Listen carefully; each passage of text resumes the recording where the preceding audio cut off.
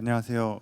호기심과 입자물리를 주제로 발표를 맡게 된 기초과학연구원 지하실험연구단의 양정렬입니다. 사진을 보시면 일본에 있는 슈퍼카미오칸데인데요. 제가 박사과정 동안 있으면서 이제 여기서 데이터를 받아서 이제 학위를 마쳤습니다. 보시면 크기가 아파트 10층 높이의 아파트 10층 너비거든요. 여기 보면 이제 일본식 발음은 곤돌라, 사람이 여기 보이는 거죠. 제가 했던 거는 들어가서 이제 여기 보시면 여기 테이프 같은 거 붙어 있어서 그거 떼고 표면에 기름칠이 돼 있어서 그거 닦고 뭐 그런 것들을 했습니다. 물론 서비스적으로 한 거고요. 데이터 분석을 했죠. 그리고 이제 태양에서 오는 중성자를 측정을 했는데요. 네, 제가 말하고 싶은 점은 사실 호기심 그리고 입자물리에 관련된 건데 지금은 여러분들은 아마 과학을 믿으시겠죠? 과학을 안 믿으면 좀 힘든 사회입니다. 근데 과학이 없던 시대에는 과연 우리는 뭘 믿었을까? 보면 여기 애니미즘이라고 있습니다. 이게 뭐냐면 이런 거예요. 저기 호랑이가 있어요. 날 쫓아와요. 그러면 아씨 하고 도망가겠죠? 열심히 도망을 갑니다. 근데 아무래도 속도상 따라잡히겠어. 그래서 나무 앞에서 몸을 탁 틉니다. 그러면 호랑이는 나무에 부딪혀 죽고 저는 살겠죠. 그러면 그때 당시에는 이렇게 생각하는 거예요. 살았네 라고 생각하지만 동시에 나를 구해준 이 나무가 은인처럼 느껴진 거죠. 분명 움직이지 않는데, 애니미즘의 애니는 움직인다는 뜻이거든요. 근데 애니메이션처럼 이것에 어떤 나무에 우리가 의미를 부여하기 시작하는 거죠. 그러면서 우리는 호기심이라는 걸 갖게 됩니다. 여러분들 모두가 나는 공부하느라 피곤하고 졸리고 그럴지 모르겠지만 나중에 여러분들 대부분이 갖고 있는 고민은 나의 호기심은 뭘까 할 거거든요. 그래서 이제 호기심이 뭔지 좀 살펴보면 이거는 하이퍼페리온이라고 레드우드 파크에 있는 나무고요. 호기심을 알려면 우리가 뭘 좋아하는지 또는 좋아하는 게 뭔지 좀 알아야 되는데, 사실 이런 거 있죠. 이성이 만약에 나를 왜 좋아해? 라는 이유를 물으면 사실 우리는 이유를 답하기가 좀 힘듭니다. 그 이유가 뭐냐면 좋아하는 것의 이유는 사실 좋아하는 게 먼저였어요. 좋아하는 게 먼저이고 그 다음에 우리는 데네피질의 이유를 찾기 시작하죠. 그러니까 호기심이란 건 결국 좋아하는 무엇인 거고 우리는 거기에 나중에 이유를 붙이게 됩니다. 그래서 몇 가지 질문들을 해보면 첫 번째는 엄마와 귀신 중에 무엇이 더 신기한가? 귀신이 더 신기하죠. 엄마가 신기하면 안 되는데. 그 다음에 무엇이 더 고달픈가? 하나는 손가락 하나만 까딱이면 되지만 다른 하나는 좀 노력이 필요하죠. 그리고 또 하나는 무엇이 더 대단한가? 저기 방정식은 풀기 쉽지만 오른쪽은 이제 표준 모형의 라그랑지안인데 풀기가 굉장히 어렵죠. 사실 해가 없습니다. 그래서 이제 근사적으로밖에 못 푸는데, 그래서 호기심이라는 건 사실 보이지 않는 무엇인 거고, 그리고 그거를 하면서 어떤 보상이나 도파민이 발생해야 되는 거예요. 그리고 복잡하면서 특별함이 있습니다. 입자물리에 대해서 좀 얘기를 해보면 입자물리가 뭐냐라고 설명하는데 이제 비교하는 게 좋을 것 같아서, 우리가 알고 있는 인문학은 사람에 대한 호기심이거든요. 그래서 관념이란 게 있으면, 예를 들어 사랑이란 게 있으면 실제 장면으로 표현을 하죠. 근데 과학은 자연에 대한 호기심입니다. 무언가를 측정을 하고 그거를 관념적인 것으로 바꿉니다. 이제 보통 이게 입자나 에너지가 되겠죠. 어떤 대상이 되는 거를 하나의 원리로 설명한 데서 유물론이면서 동시에 한원주의고요. 그래서 우리가 본다는 거를 생각을 해보면 앞에 제가 그랬잖아요. 잘 보이지 않고 어느 정도의 보상이 좀 필요하고 그리고 좀 특별해야 되고, 이게 호기심인데, 우리가 본다는 걸 생각해 보면 태양으로부터 빛이 오죠. 그리고 어떤 물체에 부딪히고 우리 눈에 들어옵니다. 이것들을 재구성하면서 이제 뇌가 일을 하는 건데, 제가 측정한 거는 태양에서 발생하는 중성미자를 측정을 했거든요. 태양에서 중성미자가 날라옵니다. 근데 여러분들 지금 손바닥 안에 1000억 개가 넘는 중성미자가 지나가고 있어요. 단지 여러분과 반응을 하지 않을 뿐. 세 사람 중에 한 사람이 일평생 한 번 반응하거든요. 그 정도로 반응을 하지 않습니다. 그거를 아까 보셨던 슈퍼카미오칸대에 있는 물을 지나게 됩니다. 아까 거기 수조에서 물을 채워야 되거든요. 그러면은 입자가 하나 지나가게 되면 거기서 빛이 나옵니다. 전자를 때려서 그 빛을 측정을 한 게 이 체렌코프 링이라는 건데, 뭘 측정하냐면 간단합니다. 하루에 몇 개가 저게 보이나.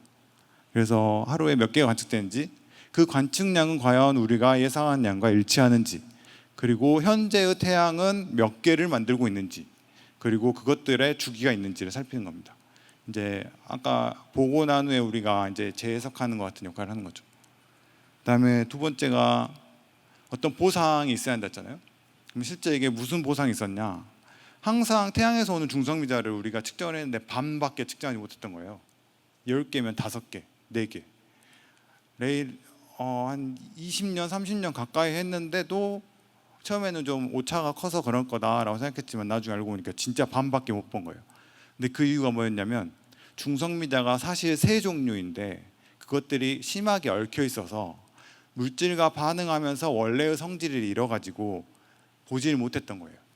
그거를 이제 실험적으로 증명하면서 노벨상이 슈퍼카미오칸 데서 나왔죠. 그 2015년에 나온 중성미자 진동 변환에 관련된 거고, 그리고 슈퍼카미오칸 데에서 초신성 폭발 중성미자를 발견해서 2002년도에도 이제 노벨상을 받았습니다. 쉽지 않은 거고 한 30년 넘게 걸린 이제 프로젝트인데 이제 성과를 본 거죠. 개인적으로 물리학자로서 갖는 특별함은 이건 저 개인적인 건데 이런 것 같습니다. 첫 번째는 저희가 하는 실험은 돈이 안 돼요. 돈은 다른 사람 주머니에서 나오거든요. 근데 그 나올 주머니가 없어요.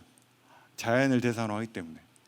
근데 제가 원래 토목공학과인데 공학을 전공을 했었는데 물리가 분명 토목공학과보다는 좀 어려운 것 같아요. 좀 많이 어려운 것 같아요, 생각보다. 특히 입자 물리는. 그리고 엄청 비싼 연구를 해요. 이게 약간 명품 같은 건데 단적인 예로 냉동기를 하나 그냥 작동시키는데 한 달에 전기세가 700만 원도 나오거든요. 한 달에. 굉장히 비싼 연구를 하는 거죠. 여러분들의 부모님의 혈세로 열심히 하고 있습니다. 그리고 세 번째는 우리의 과학기술은 결국 과학 발전을 맞추기, 그것에 뒤따라서 발전하거든요. 그 하나의 예가 이제 많이 들어왔더니 WWW죠. 원래는 입자가속기 실험 데이터를 공유하려고 만들어 놓은 도구인데 그걸 우리는 인터넷으로 쓰고 있죠. 또 하나 있는 예가 10년 동안 그 입자 실험의 에너지가 10년당 10배씩 증가하고 있었거든요. 근데 10년 동안 실제로 우리가 데이터 스토리지가 10배씩 증가하고 있습니다.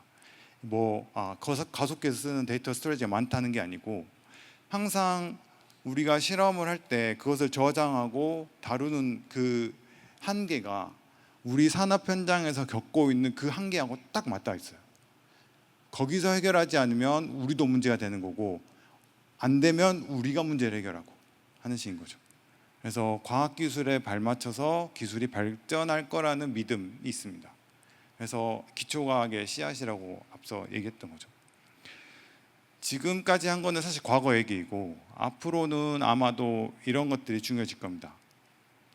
아마도가 아니라 거의 제 손모가지를 걸고 얘기할 수 있습니다. 첫 번째는 중성미자의 질량이 0이 아니라는 건 알고 있거든요. 근데 이게 아직 얼마인지 몰라요. 카트린에서 최근 나온 논문이 0.45 일렉트론 볼트보다 가볍다는 정도만 알지 이게 정확히 모릅니다. 여기 있는 것들 다 노벨상감이고요. 그리고 중성미자가 두 종류가 있는데 D락과 마요라나가 있는데 어느 종류인지 몰라요.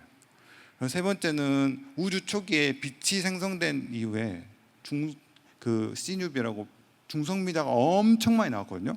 근데 그거를 아무도 본 적이 없어요. 왜냐하면 얘 에너지가 너무 작거든요. 반응을 거의 하지 않아요, 정말. 그리고 우리가 알고 있는 그 핵, 그러니까 뭐 프로톤, 그러니까 양성자라든가 걔네들이 커크들로 묶여 있는데 그게 묶여 있는 이유를 모릅니다. 왜 걔네들이 묶여 있어야 하는지조차도 몰라요. 근데 묶여 있어 그냥. 그렇게 놓고 풀기 시작해요. 그리고 암흑 물질이 있지만 그게 저희가 지금까지 관측한 적도 없고요. 근데 그것이 무엇인지도 모르고요. 여러 가지 캔디데이트로 실험을 진행 중이고, 그리고 현재 우주는 가속 팽창하고 있거든요. 그것의 근원은 암흑 에너지라고 했는데 이것도 아직 모릅니다.